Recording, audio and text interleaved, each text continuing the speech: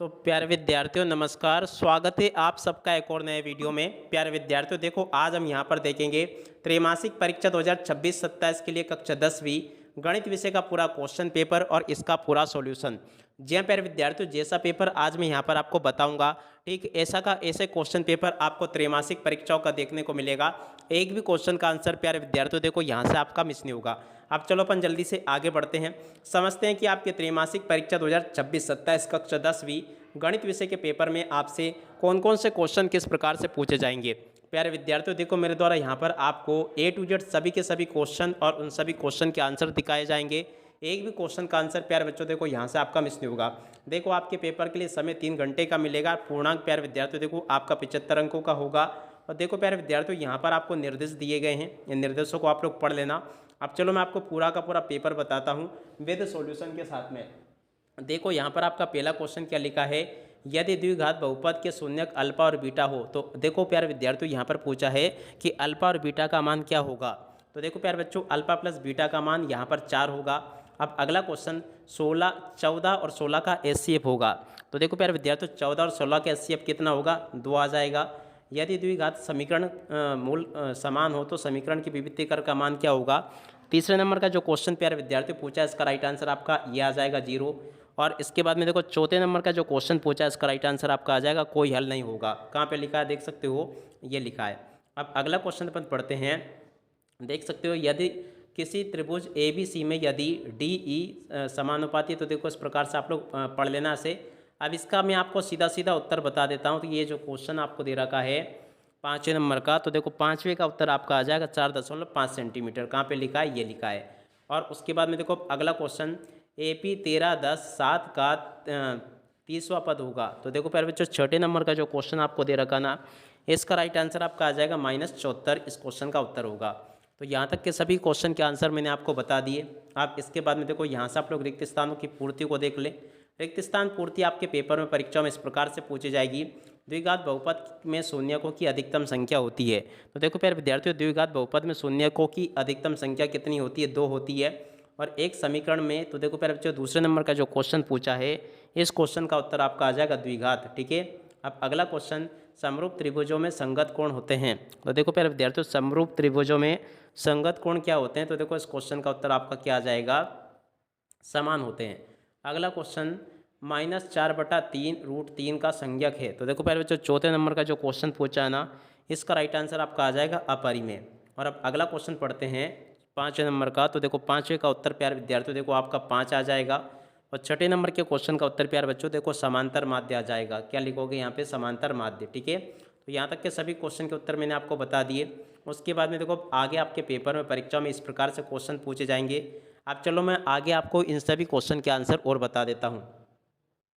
अब इसके बाद में देखो प्यारे विद्यार्थियों, यहाँ पर आपके पेपर में सत्य असत्य पूछे गए हैं। तो सत्य असत्य को देख लें आप लोग।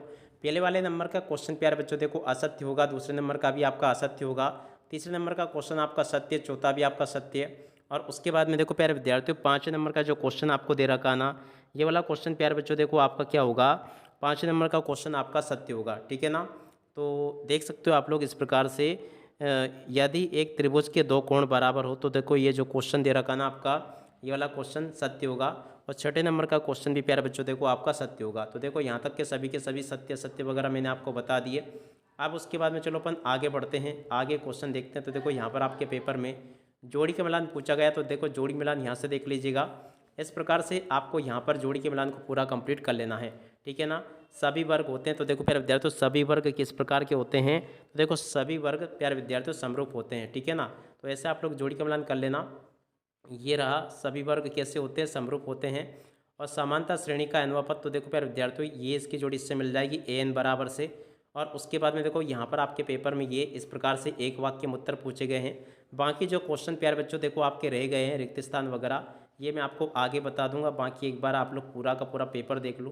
पेपर आपका परीक्षा में इस प्रकार का आएगा, ऊपर नीचे होगा थोड़ा बहुत, मगर बिल्कुल वही का वही पेपर आपको परीक्षा में इस प्रकार से देखने को मिलेगा। ठीक है। तो यहाँ तक के सभी क्वेश्चंस प्यारे बच्चों देखो मैं आपको बता चुका हूँ। आप चलो अपन जल्दी से आगे बढ़ते हैं। तो देखो जोड़ी का मिलान इस प्रकार से देख लेना, जो कि मैं आपको पहले ही बता चुका था ऑलरेडी। अब चलो अपन जल्दी से आगे के सभी क्वेश्चन और उन क्वेश्चन के उत्तर को और देख लेते हैं। तो देखो प्यारे विद्यार्थियों, वैसे तो मैंने आपको सभी क्वेश्चन के आंसर बता दिए थे, मगर देखो फिर भी एक बार यहाँ से आप लोग सही विकल्पों के उत्तर को देख लो, यहाँ से रिक्त स्थान पूर्ति को देख लो, यहाँ से आप लोग सत्य सत्य को देख लो, और उसके बाद में देखो यहाँ से जोड़ी को देख लेना। उसके बाद में देखो यहाँ से आप लोग एक वाक्य में उत्तर को देख लेना। आप उसके बाद में चलो अपन आगे बढ़ते हैं, आगे सभी क्वेश्चन को पढ़ते हैं। तो देखो यहाँ पर आपको क्वेश्चन दे रखा है HCF 306 657 बराबर 9 दे रखा है, LCM 306 657 क्या होगा।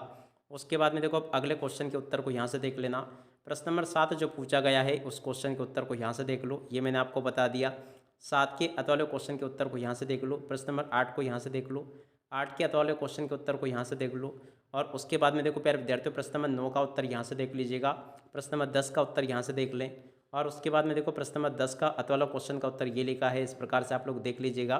प्रश्न नंबर 11 जो आपके पेपर में परीक्षा में पूछा है, इसके उत्तर को यहाँ से देख ले।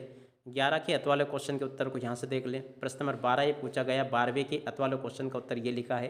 प्रश्न नंबर 13 ये पूछा, 13वें के अतवाले क्वेश्चन का उत्तर ये लिखा है। उसके बाद में देखो प्रश्न नंबर 14वें क्वेश्चन का उत्तर यहाँ से देख लें। 14वें के अतवाले क्वेश्चन के उत्तर को यहाँ से देख लो। 15वें क्वेश्चन का उत्तर ये लिखा है, 15वें के अतवाले क्वेश्चन का उत्तर ये लिखा है। उसके बाद में देखो प्रश्न नंबर 16 के उत्तर को यहाँ से देख लो। 16 के अतवाले क्वेश्चन के उत्तर को यहाँ से देख लीजिएगा। प्रश्न नंबर 17 को यहाँ से देख लें।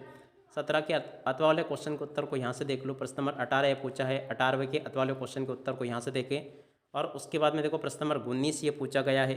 19 के बाद में देखो प्यारे विद्यार्थियों, 19 के अतवाले क्वेश्चन के उत्तर को यहाँ से देख लो। प्रश्न नंबर 20 ये पूछा गया है। 20वें क्वेश्चन के उत्तर को भी पूरा का पूरा देख लें आप लोग, और उसके अतवाले क्वेश्चन के उत्तर को यहाँ से देख लें, ठीक है। उसके बाद में देखो 21वें क्वेश्चन का उत्तर ये लिखा है। उसके बाद वाले सभी क्वेश्चन के उत्तर ये यहाँ पर मैंने आपको बता दिए। प्रश्न नंबर 23 ये पूछा, 23 के अतवाले क्वेश्चन का उत्तर यहाँ से देख लो। इस प्रकार से मेरे द्वारा आपको यहाँ तक के सभी क्वेश्चन और उन क्वेश्चन के उत्तर बता दिए गए हैं। एक भी क्वेश्चन का उत्तर प्यारे बच्चों देखो यहाँ से आपका मिस नहीं होगा, अगर आप लोग इन सभी के सभी क्वेश्चन और इन क्वेश्चन के आंसर को अच्छे से तैयार कर लेते हो। टोटली आपके पेपर में जो जो क्वेश्चन पूछे जाएंगे, सभी के सभी क्वेश्चन और उन क्वेश्चन के आंसर प्यारे विद्यार्थियों देखो मैंने यहाँ पर आपको बता दिए। अब इसी के साथ में इस वीडियो को यहीं पर पूरा करते हैं। नमस्कार, जय हिंद, जय भारत।